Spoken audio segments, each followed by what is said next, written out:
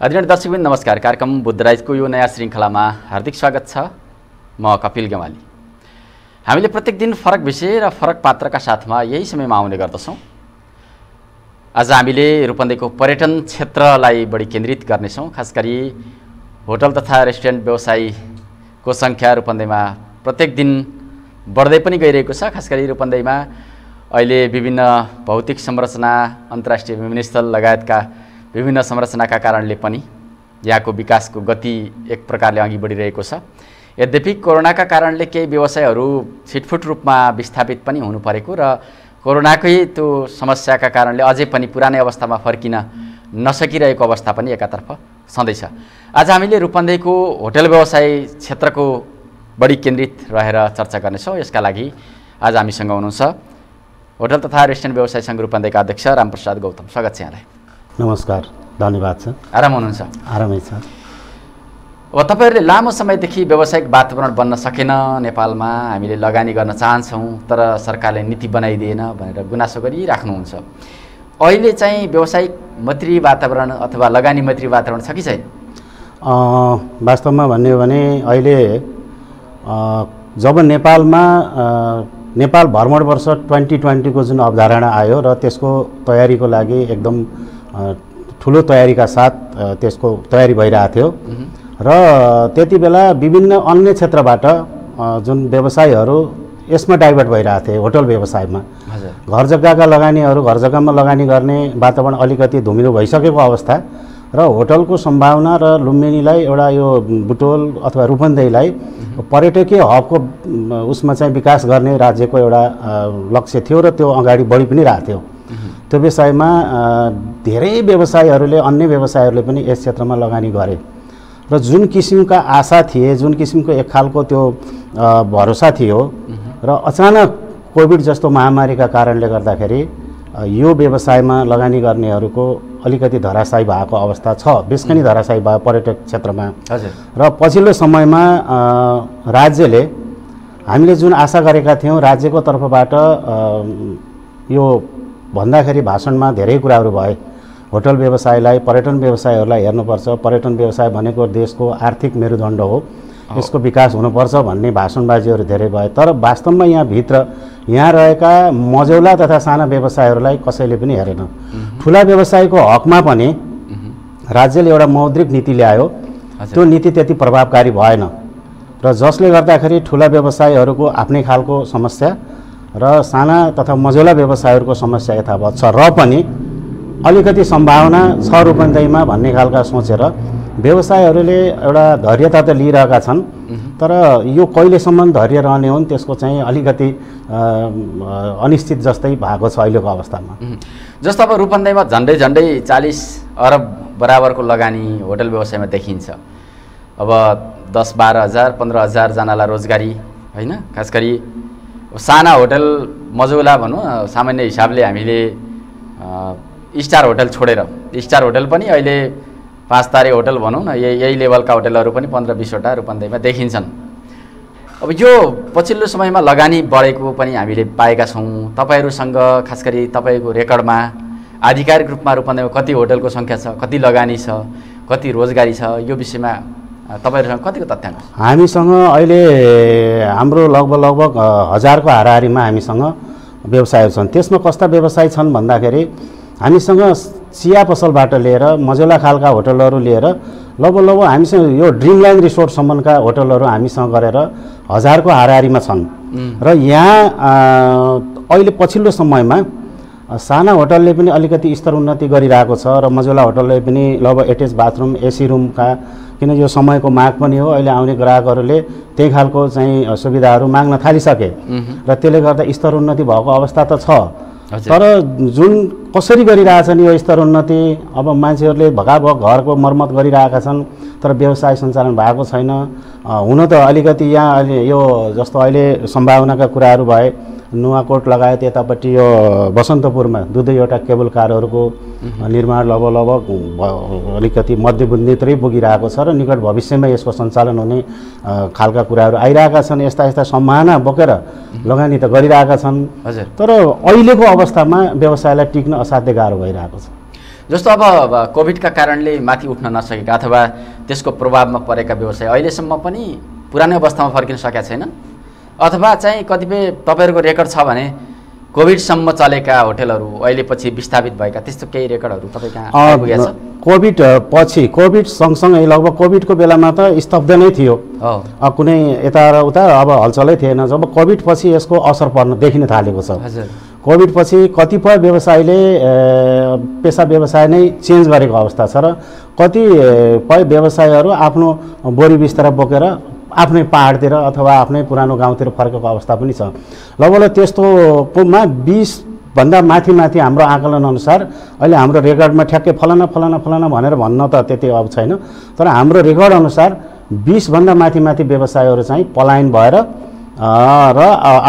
भएर आफ्नो गाउँतिर जाने र त आफ्नो पेसालाई डाइभर्ट गर्ने जस्ता कुराहरू भएको छ। र पछिल्लो समयमा त अझै कति पीडा कतिसम्म भएको छ भन्नुहुन्छ भने हामीसँग एउटा दुईटा व्यवसायले व्यवसाय धान्न नसकेर व्यवहार एकदमै ठुलो भएर आत्महत्या गरेको पनि हाम्रो व्यवसायहरू छन्।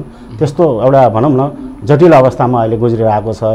यो कहिलेसम्म हो धैर्यता खप्ने, मैले त भनिहालेँ नि, यसको धैर्यता सहन सक्ने कहिलेसम्म हो यो अनिश्चित नै छ।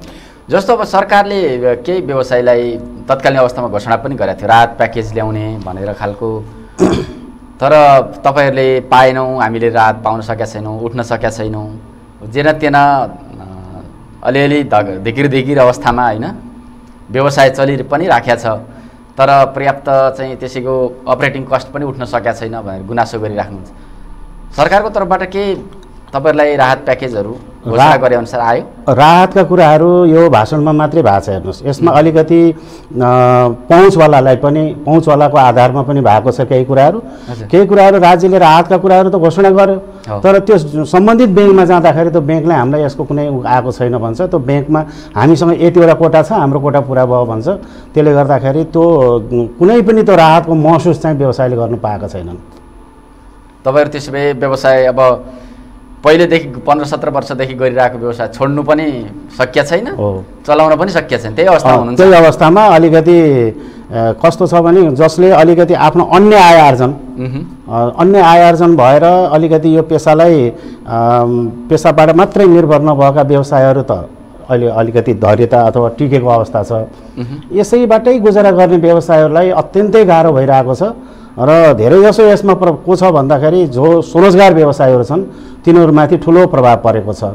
स्वरोजगार व्यवसायहरूमा के छ भने त्यो गाउँबाट आए, सहरमा आएर बसे, त्यो बच्चालाई पनि त्यही होटलमा राखेर पढाएका छन्, अनि त्यही होटलबाटै उनीहरूको खानपान पनि चलिरहेको छ, शिक्षा दीक्षाबाट लिएर अन्य आफ्ना स्वास्थ्यका कुराहरू त्यहीबाट चलेका जुन व्यवसायहरू छन् तिनीहरू त अब लगभग मैले भनिसकेँ 20 को हाराहारीमा त विस्थापित भइसकेको अवस्था छ।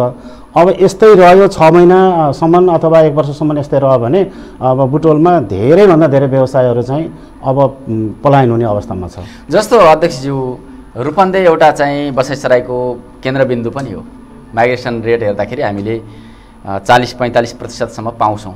खास गरी अहिले लुम्बिनी प्रदेशको प्रदेश मुकाम पनि बुटवलमै छ, रूपन्देहीमै छ।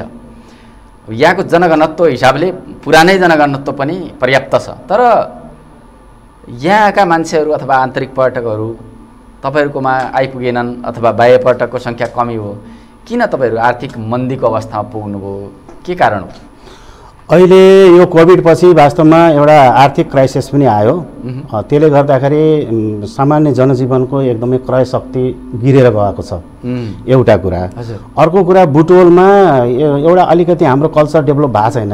जस्तो त्यही काठमाडौँतिर हेर्ने हो भने हप्तामा 1 दिन अथवा बाहिर खाना खाने, बाहिर घुम्न जाने कुराहरू पारिवारिक एउटा जमघटका साथ बाहिर जाने एउटा कल्चरको डेभलप छ।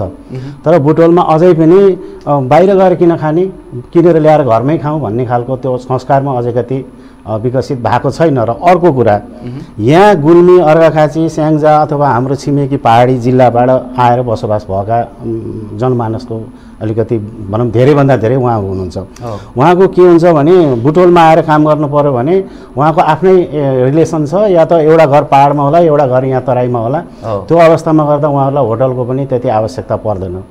अर्को कुरा, अर्को कुरा हामी पर्यटनलाई जुन किसिमले हाम्रो अब यो पछिल्लो समयमा यहाँ हामी अब अलि भन्दैछौँ यो कालिका पथलाई रात्रिकालीन बजार व्यवस्थापन गर्नुपर्छ भन्ने कुराहरू आइरहेको छ। हामी अस्ति भर्खर लगभग 1 सप्ताह 10 दिन जति भयो उद्योग वाणिज्य सङ्घको पहलमा यो रात्रिकालीन बजारलाई अब कसरी सञ्चालन गर्ने भन्ने कुरामा निकै ठुलो हामी छलफल पनि गऱ्यौँ र यसको आवश्यकता हो भन्ने कुरा सबै व्यवसायहरूबाट व्यवसायी सङ्घ संस्थाबाट यो आवश्यकताको महसुस गरेर एक खालको हामी निर्णय गऱ्यौँ। अब रात्रिकालीनलाई एउटा पूर्वाधार छिटोभन्दा छिटो चाहिँ तयार गरेर हामी रात्रिकालीन सञ्चालन गर्नुपर्छ भनेर जुन किसिमको हामी मिडियामा न्युज पनि दियौँ। मैले हाम्रो यहाँको कल्चरकै विषयलाई म ब्रिफ गर्दैछु।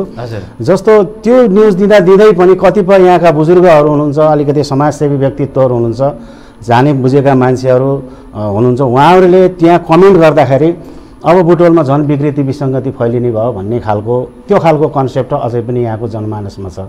हामी के भन्छौँ भने यो पर्यटन भन्ने कुरालाई जबसम्म मान्छेले यसलाई एउटा परिधिभित्र राख्न खोज्छ अथवा एउटा न्यारो माइन्डभित्र राख्न खोज्छ त्यो कहिले पनि विकास हुन सक्दैन। अब घुम्नुपर्छ फिर्नुपर्छ, मान्छे आफैमा जनचेतना अहिलेको समयमा सबै मान्छे शिक्षित छ, जम्मै मान्छे एउटा चेतनशील छ। त्यसले गर्दाखेरि देश विदेशमा सबै घुमिरहेको छ, नभए पनि फेसबुक अनि युट्युबहरूमा सबै चिज देखिरहेको छ। यस्तो अवस्थामा विकृति विसङ्गति फैलिन्छ भनेर जुन किसिमले यहाँको पर्यटन प्रवर्धन हुने कुराहरूका जुन त्यो कन्सेप्टहरूप्रति यहाँको समाजले चाहिँ अलिकति त्यसप्रति विरोध गरेका हामी सामाजिक सञ्जालहरूमा पनि देख्छौँ। त्यसले गर्दाखेरि पनि अझै पनि हाम्रो कन्सेप्ट यहाँको कन्सेप्ट यो पर्यटन विकासको लागि त्यति नउठेको हो कि अब वास्तवमा रूपन्देहीबाट राजधानी डाइभर्ट भइसकेपछि दाङ गइसकेपछि यहाँ यदि पर्यटनको हब बनाउन सकिएन भने भोलि यो बुटवलै रहन्न। हेर्नुहोस् यो अब यता पूर्वबाट बाटो सिधै पश्चिमतिर एयरपोर्ट हुँदै पूर्व पश्चिम बाटो भइसक्यो अनि हामी मात्रै यहाँ गुल्मी जाने र पाल्पा जाने मान्छेहरू मात्रै यहाँ आउनुपर्ने अवस्था आउँछ। त्यसले गर्दा अब यो कुरा पनि यहाँको मान्छेहरूले यहाँको एउटा समाजले बुझ्नुपर्ने छ। त्यसले गर्दा यहाँको पर्यटनलाई कसरी प्रवर्धन गर्न सकिन्छ भनेर बरु सुरक्षाका कुराहरू, सुरक्षाका मापदण्डहरू, यहाँका पूर्वाधारहरूलाई बरु हामीसँग अहिले बुटवलमा भन्ने हो भने बुटवल उपमहानगरपालिका हो, अहिले सुरक्षाको विषयमा भन्ने हो भने हामीलाई डिएसपीले ध्यान दिएन, अब हामीलाई एसपी चाहिन्छ यहाँ। किनभने यति ठुलो अब महानगर उन्मुख भइसकेको यो यति ठुलो एउटा जनघनत्व भएको यहाँ सुरक्षाको लागि अब एउटा सुरक्षाको लागि त्यसरी हामी जाने भने एउटा एसपीको माग पनि हामी गरेका छौँ र सुरक्षालाई कडाइका साथ अगाडि बढाउँदै यहाँको रात्रिकालीन बजारलाई पनि प्रवर्धन गर्नुपर्छ र यहाँको पर्यटनलाई उठाउनुपर्छ भन्ने हाम्रो जोरदार माग छ। र पुरानो कन्सेप्ट छ, मैले अहिले हजुरले भन्नुभयो किन नफस्टाएको भन्ने कुरामा पुरानै संस्कारलाई चाहिँ अलिकति चिर्नुपर्छ र बल्ल यहाँ पर्यटनको एउटा विकास हुन्छ भन्ने हाम्रो। जस्तो अब तपाईँको नेतृत्वमा झन्डै 1000भन्दा बढी व्यवसायहरू अहिले रूपन्देहीमा क्रियाशील हुनुहुन्छ।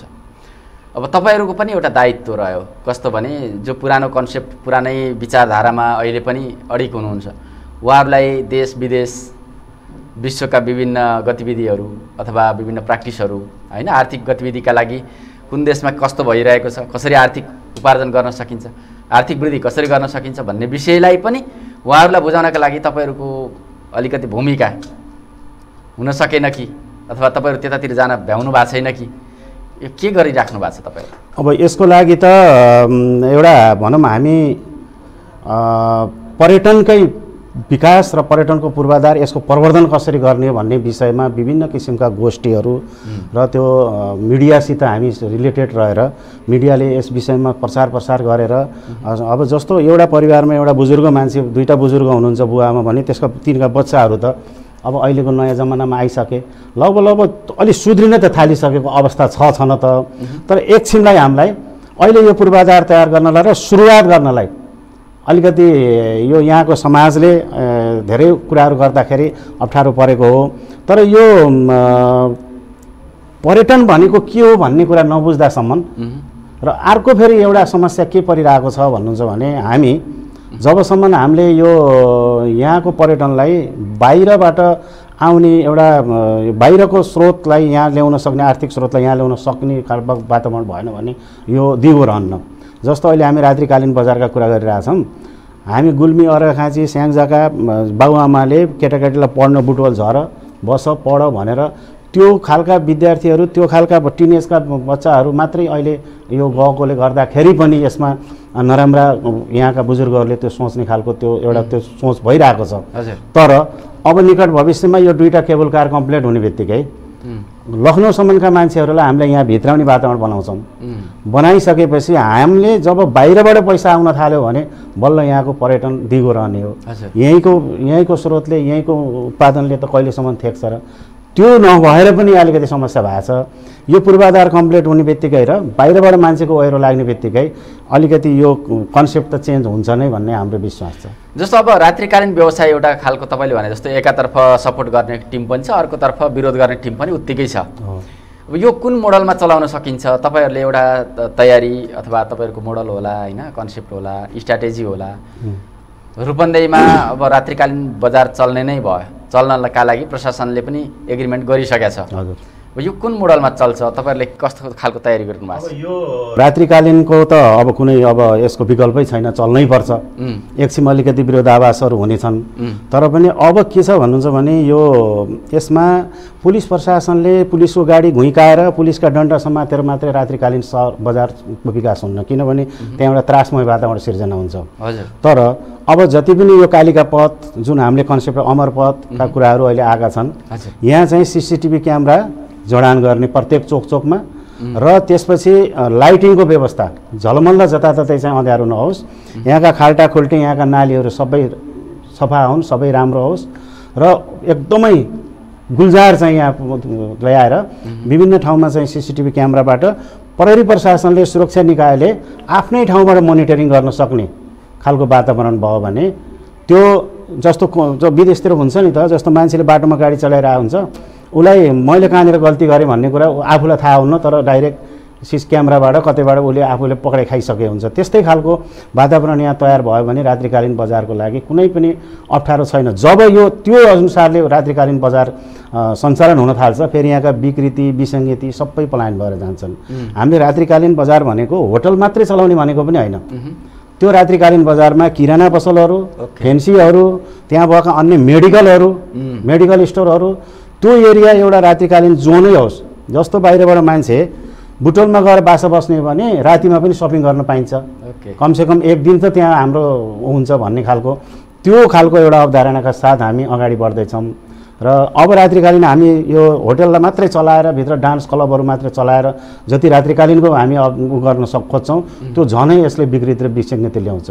पुरै बजारै गुलजार बनाउनुपर्छ भन्ने हाम्रो त्यो खालको ठाउँमै छ। त्यसो भएदेखि अहिले भएका व्यवसायहरू त्यो ठाउँबाट विस्थापित हुनु पर्दैन, जो चलिरहेको छ। अथवा चाहिँ यही कालिका पथको कुरा गरौँ, किराना पसल पनि छ, त्यहाँ हार्डवेयर पनि होला, अथवा पूजा सामग्री भण्डार पनि होला होइन, अब मेडिकल पसलहरू छन्, डेरीहरू छन्, यी उहाँहरू विस्थापित हुनु पर्दैन। जहाँ होटल छन् उनीहरू चाहिँ रातिमा चल्छन्, होटल सँगसँगै अरू व्यवसाय पनि चल्छन्। हो, हाम्रो अभियान चाहिँ त्यही हो। बरु त्यहाँ जुन आवासीय तरिकाले बस्नु भएको छ, जस्तो एउटा घर छ, त्यो घरमा माथिल्लो तलामा घरबेटी, बिचको तलामा चाहिँ लज होटलहरू चलिरहेछ, तलको सटरमा चाहिँ अन्य व्यवसाय चलिरहेछ। त्यो प्रकृतिले चाहिँ यहाँका व्यवसाय यो रात्रिकालीन बजारको विकास हुनै सक्दैन। जो रेसिडेन्टल जुन एउटा ऊ छ त्यसलाई चाहिँ अलिकति उहाँहरूले जस्तो हुन त सबैको घर बाहिर नहोला, तर त्यो घरको भाडा त मनग्गे पाउनुहुन्छ नि उहाँले। त्यो खालको एउटा बजारीकरण भइसकेपछि र त्यहाँ व्यवसाय सञ्चालन गर्न थालेपछि त मनग्गे भाडा पाउनुहुन्छ। त्यसैबाट पनि उहाँ बाहिरपट्टि कतै अलिकति शान्त ठाउँमा गएर एउटा फ्ल्याट लिएर त्यो खालको बसाइ बस्नुपर्ने आवश्यकता छ। तर हामीले उहाँहरूलाई जानुहोस् भनेर लखेट्ने भन्ने कुरा त होइन, तर समय परिस्थितिले किन उहाँहरू बस्नुहुन्छ घरबेटी उहाँ बसेपछि त्यो व्यवसायलाई टर्चर हुन्छ। टर्चर भइसकेपछि चाहिँ त्यो व्यवसाय चाहिँ राम्ररी चलाउन सक्दैन, राति चलाउनै सक्दैन। त्यसले गर्दाखेरि त्यो चाहिँ त्यसलाई चाहिँ विकास गर्नुपर्छ। रेसिडेन्टल एरियालाई चाहिँ अलिकति डाइभर्ट गर्ने त्यहाँबाट र चाहिँ त्यहाँ टोटली व्यावसायिक रूपका घरहरू र व्यावसायिक तरिकाले चाहिँ त्यो बजार सञ्चालन गर्नुपर्छ भन्ने अबको संरचना चाहिँ त्यसै गरी बनाउने। पुरानो संरचना छ भने त्यसरी चाहिँ अब घरबेटी पनि त्यही, व्यवसाय पनि त्यही भयो भने सम्भव छैन र त्यसलाई त्यही अनुसार व्यवस्थापन पनि हुन्छ। फेरि त्यहाँ बस्ने वातावरणै हुँदैन, हल्ला हुन्छ नि त। सामान्य ढङ्गले शान्त ढङ्गले बस्ने वातावरण बन्दैन। त्यहाँबाट मनज्ञ आम्दानी लिने, भाडामा लगाउने, उहाँहरू अलिक शान्त ठाउँमा बस्ने हो। त्यसले गर्दाखेरि व्यवसायलाई पनि राम्रै हुन्छ, एउटा यहाँको पर्यटनको पनि राम्रो विकास हुन्छ। त्यो खालको हाम्रो सोच चाहिँ त्यो खालको हो। हामी त्यो जस्तो अब एउटा रात्रिकालीन बजारको कुरा त अब नयाँ कन्सेप्ट भयो, यसलाई बुझाउनै टाइम लाग्छ होइन। बुझेकालाई त बुझेकै छन्, तर अब होटल व्यवसायमा अलिकति विकृति विसङ्गति बढी देखियो, युवा पुस्ता चाहिँ बढी बिग्रिए भन्ने कुरा पनि छ। अलि अस्ति हामीले यहीँ देख्यौँ कालिका चोकमा होइन, यो कालिका पथमा दारू क्लब भन्ने खोलेर छ, त्यहाँ चाहिँ अलि विकृति हल्ला भयो। अलि 8-10 दिन अगाडि फेरि यही कालिका पथमा दिउँसे खुकुरी हाना आनुभयो, तपाईँलाई थाहा छ, ढुङ्गा हाना आनुभयो। अब दिउँसे असुरक्षा छ, रातिमा पनि खोल्न दिँदा के होला भन्ने चाहिँ स्थानीयको एक खालको त्रास, त्यो सिम्टम्स उहाँहरूले देखिसक्नु भएको छ नि त यसअघि। दिउँसे यस्तो छ, अब राति चल्यो भने के होला भन्ने छ, यसलाई पनि अलि ध्यान दिनु जरुरी छ। अर्को कुरा चाहिँ होटलहरूमा बढी अपराधहरू हुने होइन, जस्तो तपाईँको होटलमा कोही मान्छे आयो अपरिचित, कोठामा जान्छ, बस्छ, राति के गर्छ, कसलाई ल्याउँछ होइन, तपाईँहरूले पनि धेरै निगरानी गर्न सक्नुहुन्न, अथवा उहाँहरूको गोपनीयता होला भनेर तपाईँले रेकर्ड पनि राखिदिनुहुन्न। यसले गर्दाखेरि त ठुलो समस्या छ नि। कतिपय अवस्थामा होटलका कोठामा झुन्डिएको अवस्था देखिन्छ, कतिपय हत्या भएको अवस्था देखिन्छ। यसलाई अलि नियन्त्रण गर्नका लागि तपाईँले कस्तो खालको कन्सेप्ट बनाइराख्नु भएको छ? यो होटलमा हुने अपराधहरू बाहिरबाट आएर, जसले नियोजित तरिकाले बाहिरबाट आएर होटलमा रुम लिन्छ र त्यो अपराधलाई रोक्न त हाम्रो कुनै पनि उपाय छैन। त्यो रोक्न हामीले सक्दैनौँ। हेर्नुहोस्, यो बाहिरबाट प्लानिङ गरेर आएको हुन्छ, होटललाई उसले एउटा आश्रयस्थल बनाउँछ। जस्तो पहिला मान्छे जङ्गलमा गएर रुखको आँगामा फाँसी लिएर मर्थे भने अहिले चाहिँ होटललाई प्रयोग गर्न थालेका छन्। त्यो त यो समाजको सम्पूर्ण यो सबै समाजको चाहिँ एउटा विकृति हो। यो होटलको विकृति त होइन, तर होटलको जिम्मेदारी के हो भन्ने कुरा होटललाई प्रयोग गरे मान्छेहरूले, होटललाई प्रयोग गरे, होटलको जिम्मेदारी के हो भन्ने कुरा के छ भन्नुहुन्छ भने होटलमा हामीले पछिल्लो समयमा लगभग धेरै जसो होटलहरूमा सीसीटीभी क्यामेरा जडान भइसकेको अवस्था छ। त्यो पनि एउटा सुरक्षाको एउटा सबभन्दा राम्रो कडी हो। र होटलका अभिलेखहरूमा मान्छे को आयो को गयो भन्ने कुराहरूको पनि रेकर्ड राख्छन्, त्यो होटल व्यवसायले गर्ने कुरा हो। तर बाहिरबाट नियोजित तरिकाले आएर होटलको कोठाको पङ्खामा चाहिँ झुन्डेर मान्छे मर्नु भनेको होटल व्यवसायको लापरवाही चाहिँ होइन। अस्ति भर्खर एउटा लगभग 1 महिना जति भयो, यो फुलबारीनिर एउटा स्याङ्जा कारीकोटे होटल भन्ने छ, त्यहाँनिर 2 जना नै त्यो मरेको अवस्थामा चाहिँ त्यो फेला पर्यो। त्यहाँ अब प्रकृति कस्तो रहेछ भने एकजना मानव यो शरीर तस्कर रहेछ, उसले चाहिँ एउटा महिलालाई चाहिँ कतैबाट जालसाथमा फसाएर लिएर आएर त्यहाँ होटलमा राखेको रहेछ। दाङबाट राखिसकेपछि उसले सम्भवतः त्यसले राति नै त्यसको हत्या गरिसकेको हुनुपर्छ र बिहान 5 बजेतिर त्यहाँबाट त्यो अपराधी, त्यो बसेको मान्छे, एकजना मान्छे होटलबाट निस्कने बेलामा होटलको साउजीले तपाईँ 2 जना आएर बस्नु भएको, 1 जना किन निस्कनुहुन्छ, 2 जना चाहिँ निस्कनुहोस् भनिसकेपछि त्यसको उपाय लाएन र त्यो फेरि फर्केर कोठामा गएर पङ्खामा झुन्डेर आत्महत्या गर्यो। कम्तीमा पनि मान्छे मरो त एउटा अर्को विषय छ, तर त्यो होटल व्यवसायले त्यति निगरानी राखिदिएको कारणले गर्दा अपराधीलाई पत्ता लगाउन त सजिलो भयो नि होइन। त्यस्तो नियोजित तरिकाले मान्छे बाहिरबाट आउँछ, भागेर हिँड्छ, आखिर फस्छ होटल। त्यसले गर्दाखेरि होटलले यस्ता कुराहरूमा, एकदम साना मसिना कुराहरूमा, सिक्युरिटी सम्बन्धी कुराहरूमा एकदम निगरानी राख्नुपर्छ, त्यो होटलको दायित्व हो। तर नियोजित तरिकाले बाहिरबाट आएर मान्छे होटलमा झुन्निएर मर्छ भने त्यो चाहिँ होटल व्यवसायको खासै त्यसमा केही ठुलो हुँदैन। त्यो होटलको नियोजित उसले होटलले गरेकै होइन त्यो कुरा। र अर्को कुरा तपाईँले विकृति विसङ्गतिका कुरा गर्नुभयो। विकृति विसङ्गति भन्ने कुरा कस्तो हुँदो रहेछ भने यो हाम्रो समाजै त्यस्तै छ। हेर्नुहोस्, एउटा समाजमै जस्तो अब होटलले विकृति विसङ्गति गर्ने मामलामा म यो कुरालाई मान्छु, यदि होटलले कुनै अब यौन जन्य क्रियाकलापहरू होटलले आफ्नै मिलेमतोमा गराउँछ, जुवातास आफ्नै मिलेमतोमा खेलाउँछ भने त्यो होटललाई अपराधी नै भन्नुपर्छ। हाम्रो होटल तथा रेस्टुरेन्ट व्यवसाय सङ्घले त्यस्ता व्यवसायलाई स्वीकारेकै छैन र त्यस्तो कतैबाट आयो र त्यो हामीले जानकारी भएअनुसार त्यो व्यवसायलाई हामी कारबाही गरेर हाम्रो संस्थाबाट त्यसलाई चाहिँ निलम्बन गरिएको अवस्था पनि छ। विभिन्न अब पछिल्लो समयमा दर्जनौँको सङ्ख्यामा त्यस्ता व्यवसायहरूलाई हामीले निलम्बन गरेकै हो हाम्रो संस्थाबाट। र बाँकी रह्यो बाहिरबाट आउने कुरा, बाहिरबाट मैले भनिसकेँ मर्न आउने मान्छे अथवा रमाइलो गर्न आउने मान्छे, होटलले सुरक्षाका मापदण्डहरूलाई, सुरक्षाका कडीहरूलाई राम्ररी आफ्नो एउटा उसमा आचार संहितामा राखेर व्यवसाय सञ्चालन गरिरहेको छ भने त्यो होटलमा हुने विकृतिलाई हो भन्ने कुरा मैले मान्दिनँ। त्यसलाई मान्छेले रमाइलो गर्ने ठाउँ खोजे, आए, बसे, रमाइलो गरे र फेरि वास्तवमा मान्छे रमाइलो गर्न पाउनु पनि पर्यो, माया गर्न पाउनु पर्यो। त्यो कुरालाई त कसैले छेक्न सक्दैन।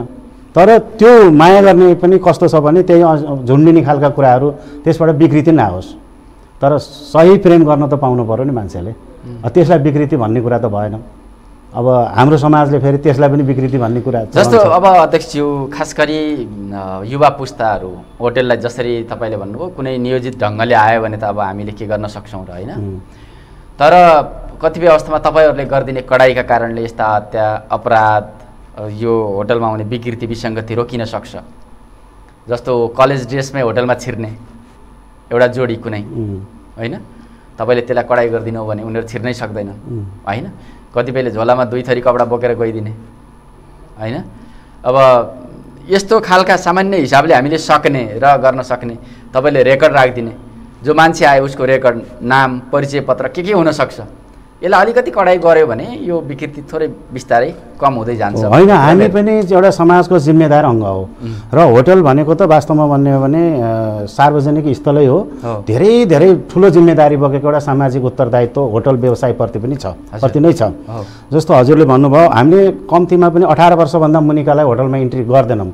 हाम्रो एउटा आचार संहिता, हामी होटलमा इन्ट्री गर्दाखेरि इन्ट्री रजिस्टरमा उसले 18 वर्षभन्दा मुनि लेख्यो भने त्योलाई हामी होटलमा बस्न मिल्दैन। नानु तिम्रो गार्जेन चाहिन्छ, बाबु तिम्रो गार्जेन चाहिन्छ, बुवा आमा अथवा तिम्रो दाइ भाइ को हो उहाँसँग बस्नुपर्छ, नत्र तिमी एक्लै आएर यो उमेरको मान्छे होटलमा बस्न मिल्दैन भन्ने कुराहरू अथवा त्यस्ता खालका जोडाजोडी आयो भने पनि हामी त्यसलाई सिधै हाम्रो आचार संहिता छ। विभिन्न किसिमका हामी 10-12 बुँदा चाहिँ हाम्रो आचार संहिता विभिन्न होटलहरूले पालना गर्नुपर्ने प्रत्येक होटलको एउटा इन्ट्री रजिस्टर छ। त्यो इन्ट्री रजिस्टरको पछाडिपट्टिको पानामा हामीले हाम्रा होटलका जुन आचार संहिताहरू चाहिँ त्यसमा प्रिन्ट गरेर सबैलाई वितरण गरिरहेछ। त्यो अन्तर्गत रहेर कसैले पनि त्यसको त्यो भनौँ आचार संहिताको उल्लङ्घन गर्ने कुरै हुन्न। तर कोही व्यवसायहरू मान्छे त हो, अब सबैको भित्र त हामी पस्न सकिन्न। कसैले त्यस्तै अब लोभ लालचमा परेर गर्छ भने त्यो हाम्रो नियम र हाम्रो होटल व्यवसाय सङ्घको आचार संहिताभित्र त्यो छैन भन्ने कुरा र हाम्रो त्यो होइन, हाम्रो नियत होइन, त्यो होटल व्यवसाय सङ्घको नियम पनि होइन, हामीले गर्ने एउटा कर्तव्य पनि होइन। त्यो त्यसरी बुझिदिनु पर्यो। अब रूपन्देहीमा खास गरी दर्ता भएका होटलहरूको सङ्ख्या झन्डै 1000को आसपास देखियो। अब 5 तारे होटल 15-20वटा देखियो। खास गरी तपाईँहरू मात्र त आउनुपर्ने व्यवसायीहरू अझै धेरै हुनुपर्छ भन्ने मलाई लाग्छ, किनभने 1000 भनेको त केही पनि होइन रूपन्देही जस्तो जिल्लामा होइन, जहाँ 5 तारे होटलै 15-20वटा छन्। किन व्यवसायहरू सङ्गठित हुन सक्दैनन्, अथवा तपाईँहरूले उहाँहरूलाई सङ्गठित गरेर उहाँहरूलाई परिस्थिति अप्ठ्यारो परिस्थितिमा न्याय दिन सक्नुहुन्न अथवा सहयोग गर्न सक्नुहुन्न, अथवा तपाईँको सङ्गठनमा किन आउने भनेर व्यवसाय नआएको हो कि दर्ता नगरेर अवैध ढङ्गले किन चलिरहेछन्, यतातिर कति निगरानी गरिराख्नु भएको छ? अब यहाँ यस्तो छ, रूपन्देही जिल्लामा भन्ने हो भने कति भने लुम्बिनी र सिद्धार्थनगर हजुर विभिन्न तह र तख्ताका संस्थाहरू छन्। यहाँ हामी होटल तथा रेस्टुरेन्ट व्यवसाय सङ्घ रूपन्देही भनेको हाम्रो यो बुटवल उपमहानगरपालिका, तिलोत्तमा नगरपालिका, देवदह नगरपालिका, शुद्धोदन लगायतका पश्चिमतिरका गाउँपालिकाहरू लगायत यो रुद्रपुर एरियातिरसम्म हाम्रो एरिया पर्यो। त्यसपछि यो सिद्धार्थनगर र लुम्बिनीको अलग संस्था छ, होटल एसोसिएसन लुम्बिनी भन्ने अलग छ। अनि त्यसपछि आएर यो होटल तथा रेस्टुरेन्ट व्यवसाय सङ्गठन भन्ने यो सिद्धार्थनगरको व्यवसायहरूको छ। त्यसले गर्दाखेरि पनि अलिकति व्यवसायहरू त उतापट्टिको सङ्घ संस्थामा पनि छन्, जता होटल बढी छन् उहाँहरू उतै हुनुहुन्छ। र त्यसरी अर्को फेरि एउटा सान भन्ने छ, सिद्धार्थ होटल एसोसिएसन भन्ने छ, त्यो सानमा पनि कतिपय होटलहरू त्यहाँ आबद्ध हुनुहुन्छ। समग्र रूपन्देही जिल्लाभरि भन्ने हो भने लगभग 2500को हाराहारीमा व्यवसायहरू हुनुपर्छ। 2500को हाराहारीमा लगभग होटल भन्ने रेस्टुरेन्ट भन्ने खालका मापदण्ड भएका चाहिँ 2500को हाराहारीमा हुनुपर्छ। र अहिले बुटवलमा त्यो तपाईँले भनेअनुसार त्यो सङ्ख्या न्यूनै हो, तर कतिपय व्यवसायलाई जबसम्म समस्या पर्दैन, जबसम्म होटल व्यवसाय सङ्घ चाहिन्छ है भन्ने खालको अनुभूति हुन्न तबसम्म दर्तामा आउनन्। पछिल्लो समयमा त्यही त मैले भनिहालेँ, हाम्रो पछिल्लो गएको आँकडा अनुसार हाम्रो अधिवेशनमा 857 व्यवसाय थिए भने अहिले 1062 अहिले हाम्रो हिसाब किताबमा छन् भने यो सङ्ख्या त बढ्दो छ। जब जब समय परिस्थिति अनुसार मान्छेलाई संस्थाको आवश्यक पर्छ त्यही अनुसार संस्थामा दर्ता हुने क्रम बढ्दो छ, यो बढ्ने पनि छ भन्ने आशामा छौँ हामी। जस्तो यो व्यवसायमा एउटा लिगेसी, जस्तो बुवाले यही व्यवसाय गर्यो, छोरोले यही व्यवसाय, नातिले यही व्यवसाय, यस्तो पछिल्लो समयमा हामीले देख्न पाएनौँ। किनभने नयाँ मान्छेले पैसा कमाएर कहीँबाट आयो, इन्भेस्ट गर्यो, होटल चलायो, र होटलको ज्ञान पनि छैन, एकछिन ट्राई गरौँ न त के हुन्छ भनेको छ, लगानी गरेछ, एकछिन ट्रायलको रूपमा होटल चलाउने हामीले देखेका छौँ।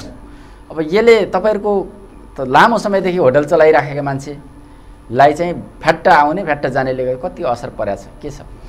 यो यस्तो के रहेछ भन्ने हाम्रो नेपालमा नेपालको लगभग इतिहास हेर्ने हो भने नेपालमा होटलहरू भनेको एउटा थकाली समाजले मात्रै गर्ने प्रचलन थियो पहिलाका। अब अहिले हेर्नुहोस् कुनै पनि थकालीको बच्चाले होटल गरेको छ भने त अहिलेसम्म पनि त कुनै त्यहाँबाट पलायन भएको छैन। आफ्नो जुन पुर्खौली पेसा उसले धानेर बसेको छ, उसको एउटा जातीय एउटा ट्रेडिसन जस्तो उसले बनाएको छ। अनि जस्तो पछिल्लो समयमा हाम्रो बुटोलमै भन्ने हो भने बुटोलमा होटलको विकास भएको खासै धेरै भएको छैन।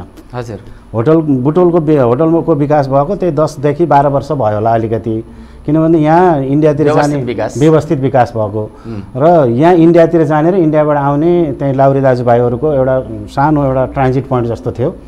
त्यसैको आधारमा चाहिँ यहाँ होटल सञ्चालन गरिन्थ्यो। तर पछिल्लो समयमा अब यो पर्यटकीय एउटा हबको रूपमा विकास हुँदै गर्दा यहाँ होटल गर्ने ढाँचा चाहिँ चेन्ज भइरहेछ र तपाईँले जुन भन्नुभयो आउने जाने भइरहेको भन्ने कुरा कस्तो छ भन्नुहुन्छ भने मान्छे यो नेपालको आर्थिक नीति अथवा भनौँ कि यहाँको आर्थिक अस्थिरता त्यसले गर्दाखेरि पनि यो मान्छेलाई कता गएर हुन्छ भन्ने विदेश जान्छ, 4 वर्ष विदेश जाहिर खान्छ, 2-4 पैसा हुन्छ, यहाँ आएर एउटाले पैसा कमाएको देख्छ, त्यसपछि होटलमा लगानी गर्छु भन्छ, त्यो व्यथा पीडाहरू त्यहाँ सहन सक्दैन, किन ऊ त्यहाँबाट डाइभर्ट भइहाल्छ।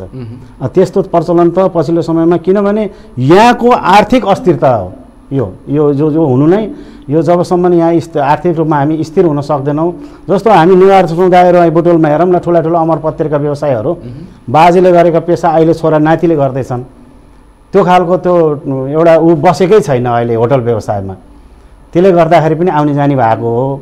अब भनौँ कर्मशः विकास हुँदै जाँदाखेरि होटल राम्ररी चल्दै जाँदाखेरि त्यसको पनि अब यो स्थिर हुन्छ होला भन्ने आशा छ हामीलाई। जस्तो अध्यक्ष एउटा प्रसङ्ग बजारमा ज्यादै धेरै उठ्ने गर्छ, खास गरी हामीले होटल व्यवसाय भन्ने बित्तिकै नेपालमा पोखरा र चितवनलाई सर्लक्क सम्झिन्छौँ पहिलो चरणमा। तर रूपन्देहीका व्यवसाय यति धेरै हुनुहुन्छ, यति धेरै लगानी छ, 40-50 अर्बको लगानी छ, 15-17 हजारलाई रोजगारी दिनुभएको छ, 15-20वटा स्टार लेभलका होटल छन्, झन्डै 1000भन्दा बढी तपाईँकै रेकर्डका होटलहरू छन्। तर तपाईँहरूले सामूहिक लगानीमा आफ्नो पहिचान झल्किने गरी अथवा चाहिँ रूपन्देहीका होटल व्यवसायीले यो चाहिँ गरेका छन्, अथवा सामूहिक लगानीमा यो गरेका छन्, अथवा सामाजिक क्षेत्रमा यो लगानी गरेका छन् भन्ने चाहिँ हामीले खोज्दा पनि पाउँदैनौँ। यो चाहिँ किन हुन सकेन लामो समयदेखि? मलाई एकदमै असाध्यै मन छुने कुरा गर्नुभयो। यो कुरो मैले यहाँ आएर मैले गर्न नमिल्ने भएर नगरेको, हजुरले कति बेला सोध्नुहुन्छ भनिरहेको थिएँ, असाध्यै मन छुने कुरा सोध्नुभयो। हजुर, यो हामीले एकदम हाम्रो यो लगभग विगत 4-5 वर्ष पहिलाबाट हाम्रो यो सोच भएकै हो। हेर्नुहोस्, हजुर, हामीले लगभग यो नेपाल भ्रमण वर्ष 2020 भन्दा पहिला एक खालको कन्सेप्ट तयार गरिसकेका थियौँ र यसमा हाम्रो यही बुटोलकै अब चिरपरिचित होटल व्यवसायी हुनुहुन्छ हाम्रो पुरानो माधव नेपाल न्यू इरा होटलको सञ्चालक हुनुहुन्छ, उहाँले यो कन्सेप्ट ल्याउनु भएको थियो। हजुर, र हामी लगभग 20-25 जना व्यवसायी यसमा ग्यादरिङ पनि भइसकेका थियौँ र प्रारम्भिक चरण चाहिँ हामी सुरुवात गर्न थालिसकेका थियौँ। हेर्नुहोस्, त्यो अवस्थामा यो कोभिड जस्तो भयावह एउटा यो विकराल परिस्थिति आइपुग्यो। यसले गर्दाखेरि यो अलिकति यो स्थगित भएको अवस्थामा अलिकति छ, नत्र हाम्रो कन्सेप्टभित्र यो छ, हामी यो गर्नै पर्ने आवश्यकता हो। र बुटोललाई लगभग हामीले चिनाउन सकिरहेको छैनौँ यो पर्यटकीय उसबाट। राम्रो खालको रिसोर्ट, राम्रो खालको होटल, हामी त एउटा ग्राम यो यहाँका विभिन्न किसिमका कल्चरसहितको थारूको, अलग, मगरको, गुरुङको भनेर एउटा ठुलो ग्राम, एउटा त्यो विशाल ग्राम चाहिँ को रूपमा चाहिँ हामीले होटललाई विकास गर्ने एउटा कन्सेप्टमा थियौँ। त्यो खालको एउटा खाका पनि तयार भइसकेको थियो। अलि बिघौ जग्गा 15-20 बिघा जग्गा चाहिँ लिएर त्यो किसिमको होटल गर्ने हाम्रो सोचमा छ। तर यही परिस्थितिवश चाहिँ यसलाई अलिकति अगाडि बढाउन सकिएको छैन। त्यसो भएदेखि एउटा खालको पहिचान दिनका लागि तपाईँहरू तयार हुनुहुन्छ? एकदम तयार छौँ हामी। अब खास गरी यो क्षेत्रमा तपाईँहरूले सरकारबाट गरेका अपेक्षाहरू, हामी अन्त्यमा पनि छौँ कार्यक्रमको, तपाईँहरूले गरेका अपेक्षा, तपाईँहरूका योजना, अथवा तपाईँ नेतृत्वमा आइसके पछाडि अब यो चाहिँ गर्न बाँकी छ, यो गर्छु भनेको थिएँ, यो चाहिँ बाँकी छ, यसलाई कसरी गर्ने होला भन्ने, अथवा रूपन्देहीको तपाईँले नेतृत्व गरिरहेको संस्थालाई यस्तो बनाउँछु भन्ने तपाईँले देखेको सपना, तपाईँ जो नेतृत्वमा आइसके पछाडि एक खालको योजना बन्छ, एक खालको रणनीति बन्छ, तपाईँले देखेको सपना चाहिँ के छ? अब यसमा अलिकति मेरो माग चाहिँ स्थानीय सरकार, प्रदेश सरकारबाट पर्यटनलाई हिजोका दिनमा जुन किसिमले मठ मन्दिरहरू बनाउने खालका कुराहरू चाहिँ विकास भयो नि अहिले हामीसँग भएका यत्रा मठ मन्दिरहरूको हामी यसलाई संरक्षण गर्न सकिरहेका छैनौँ। पर्यटन मन्त्रालयमा जाँदा पर्यटन विभागमा जाँदाखेरि मठ मन्दिरका लागि बजेट विनियोजन भएका थुप्रै देखिए तर पर्यटन प्रवर्धन गर्नको लागि चाहिँ बजेट विनियोजन भएको अवस्था छैन हेर्नुहोस्। र त्यसले गर्दाखेरि अबका दिनमा हाम्रो कन्सेप्ट कस्तो छ भन्नुहुन्छ भने अब लब कोभिडबाट पनि हामी मुक्ति पाइसकेका छौँ र आर्थिक क्राइसिस पनि आस्ते आस्ते त्यसलाई मिच्दैछौँ र हामीले प्रत्येक हप्ता पार्क सम्मेलन गर्ने। सुरुमा यसलाई अलिकति हामीले सुरु गर्नको लागि अलि अप्ठ्यारो छ। हामीसँग विभिन्न किसिमका पार्कहरू छन्। यिनी पार्कहरूमा प्रत्येक हप्ता जस्तो आज फलानु होटलको प्रायोजनमा चाहिँ पार्क सम्मेलन, भोलि फलानु होटलको प्रायोजनमा पार्क सम्मेलन गरेर यहाँका प्रत्येक हप्तामा एक हप्ता शुक्रबार अथवा यो फ्राइडे चाहिँ अथवा यो सटरडे चाहिँ यो पार्कमा पार्क सम्मेलन गर्ने र त्यस्ता किसिमका पार्क सम्मेलन र हाम्रो सडक खानामा अवस्था पहिले जुन किसिमले अब कालिका पथलाई हामीले सडक खानाको लागि एकदमै सुटेबल भएको छ। अहिले हामी एउटा ऐतिहासिक रूपमा चाहिँ एउटा सडक खाना चाहिँ त्यसरी चाहिँ विकास गर्ने र त्यसरी चाहिँ सञ्चालन गर्ने सोचमा हामी छौँ र सडक खाना लगत्तै हामीले रात्रिकालीन बजारलाई पनि त्यसबाटै कन्टिन्यू दिने खालको हाम्रो कन्सेप्ट छ, तयार छ। र अब हामी राज्यसँग अथवा स्थानीय सरकारसँग र प्रदेश सरकारसँग हाम्रो माग यही छ, हामीलाई पर्यटन प्रवर्धन गर्नको लागि पार्क सम्मेलन अनि त्यसपछि आएर यस्ता महोत्सवहरू चलाउनको लागि जसले गर्दा पर्यटकहरू चाहिँ यहाँ खिच्न सकियोस्। हामीले गोरखपुरबाट लखनऊबाट हामीले हाम्रा यहाँका पार्क सम्मेलनमा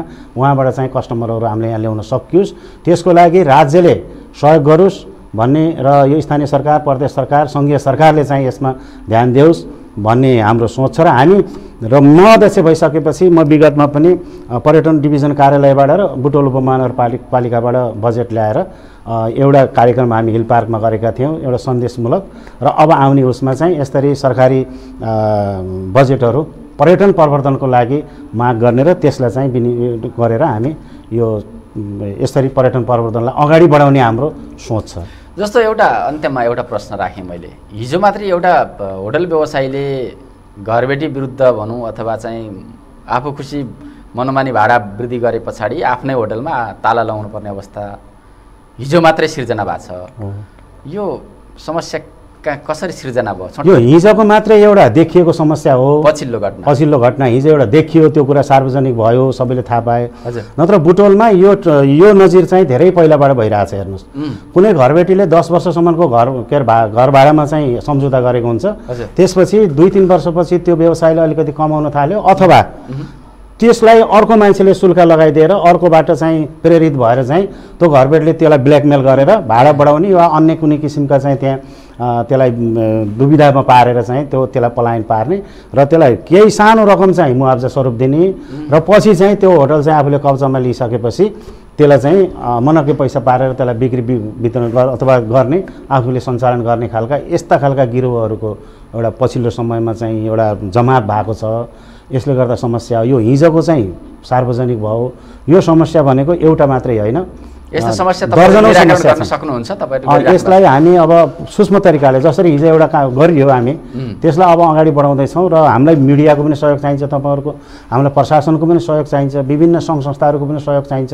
सबैसँग सहयोग लिएर हामीले यसलाई चाहिँ अब अलिकति न्यूनीकरण गर्ने अथवा निराकरण गर्नेतिर हामी अगाडि बढ्दै छौं। हस्, महत्त्वपूर्ण समय र संवादका लागि यहाँलाई धेरै धेरै धन्यवाद छ। ल यसरी बुद्ध टेलिभिजनमा बोलाएर समग्र दर्शकहरूलाई चाहिँ परिचित गराउने मौका दिनुभयो, यसको लागि बुद्ध टेलिभिजनलाई पनि हार्दिक धन्यवाद व्यक्त गर्न चाहन्छु। हस् दर्शकबिन आज हामीले बुद्ध राइजमा रहेर कुराकानी गर्यौं होटल तथा रेस्टुरेन्ट व्यवसाय संघ रूपन्देहीका अध्यक्ष रामप्रसाद गौतमसँग।